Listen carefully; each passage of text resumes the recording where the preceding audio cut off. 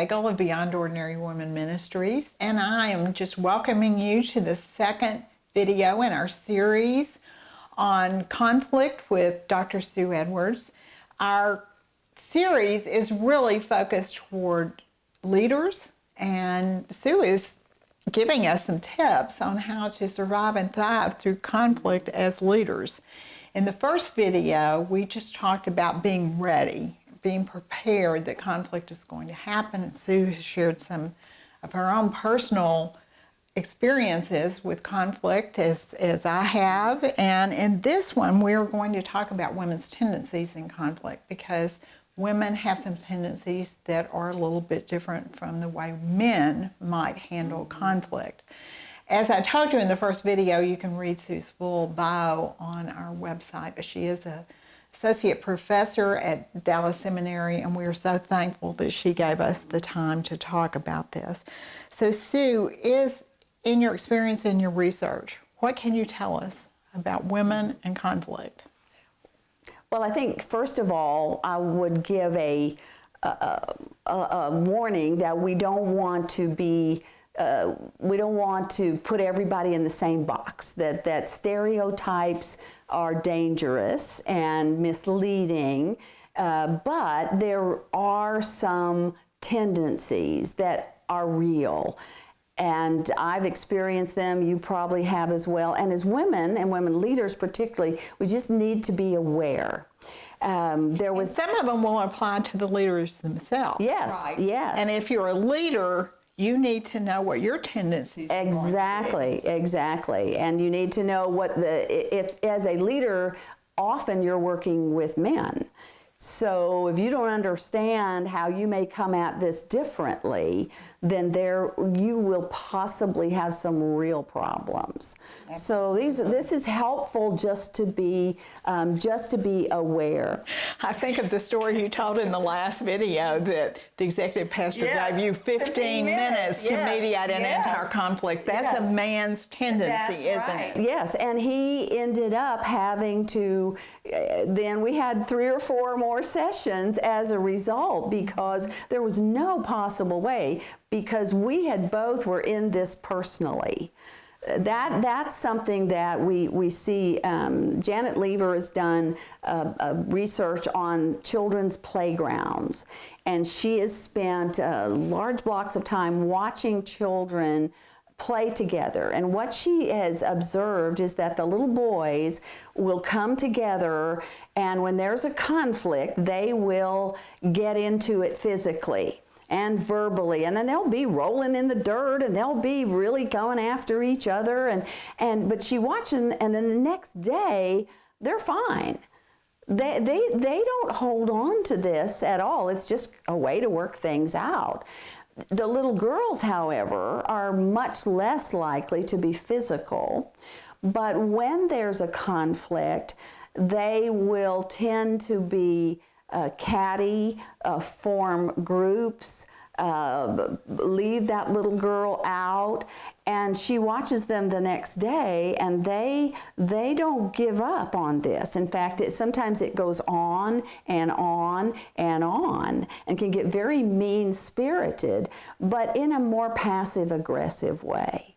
And that's what we see in ministry as well. I've sat in meetings with men, and they will come after each other in the sense of, they want something, and they're jockeying back and forth, and they get a little edgy and a little, I don't know, just competitive, and they say some things, and you just kind of watch the women. A lot of them will just somewhat shut down, because we don't do that. If we get into something like that with a woman, in a nanosecond, it gets personal.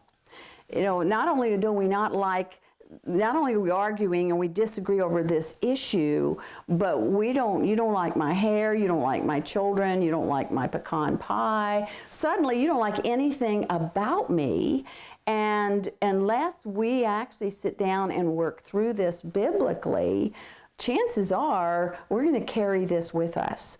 And the men, after they have all this back and forth, they're going to go out and play basketball or have breakfast or do whatever, and because they seem better able to just focus on the issue. We have a disagreement over an issue, we're going to work that out. but I want my way.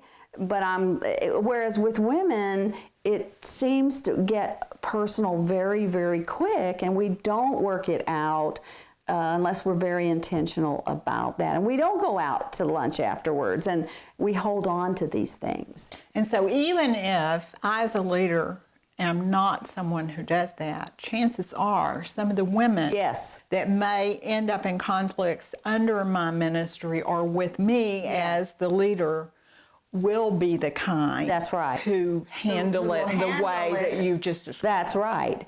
And so we as leaders have to be very intentional about training our leaders and the women that are in our ministry to biblically handle, which we'll talk about in the next section, to biblically handle it. Because even though it may be more natural for men to be direct, Jesus tells us that we need to be direct, and we are not to be passive aggressive.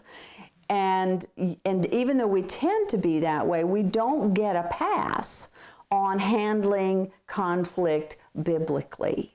Just like men, although they may not be relational as naturally, they don't get a pass on being relational. So all of those areas we have to work on those things. And some of this has to do with as women, we live, research shows we live in a relational web. And even those of us who are leaders, I'm a strong leader. I test high on all the leadership. I'm very task oriented, but I still live in a relational web where my relationship with the Lord, my relationship with my husband, children, grandchildren, friends, students, these are very important to me. And in a conflict, that relationship is threatened. And so I'm less likely to directly involve myself in it, because my fear is that I'll lose you in that relationship. But the problem with that is that then we don't deal with it. We end up, it comes out in these really ugly, passive-aggressive ways, or we sin, we gossip, we form factions, we do the kinds of things that ultimately cause harm to the reputation of the church, to the body of Christ, to Christ's reputation. Even though this is hard for us, we have to be the example ourselves, and we have to train our leaders and the women that we minister to how to do conflict biblically. And it's not easy. It's not easy. I can tend to be more of a leader and directive as well. But I remember that when I was leading a women's ministry in a church, that one of my women who was on the leadership team, she was one of the main leaders, came into my office one day just crying. And she had been told that some of the Bible study leaders, and she was in charge of the Bible studies that year, had gone to lunch together and had a conversation about how terrible she was. Oh boy. And so she was just mortified. She was there to resign. She was there to quit her position. She was so hurt. And so we both had an idea of who had actually started this conversation.